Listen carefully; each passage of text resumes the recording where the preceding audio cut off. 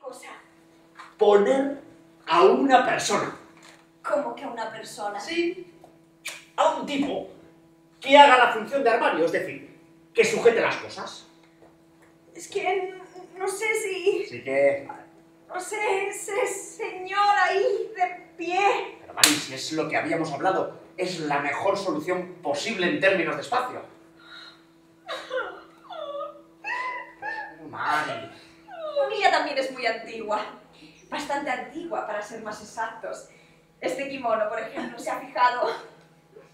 ¡No, hombre! ¡Cuidado! ¡Apunta hacia el blanco! No vaya a ser que...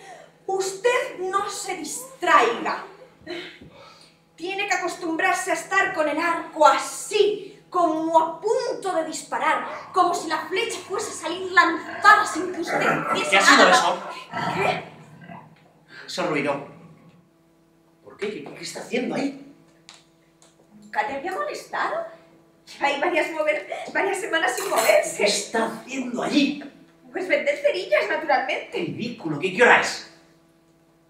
Las 9:30. En el nombre de Dios, ¿qué está haciendo con una bandeja llena de cerillas a las 9:30 de la mañana? Escucha, Eduardo, ¿podías llamar a la policía y hacer que lo echen de ahí? Decir que es un estorbo público, aunque yo no puedo considerarlo un estorbo. Dile que entre. ¿Yo? Sal y dile que entre. Siéntese.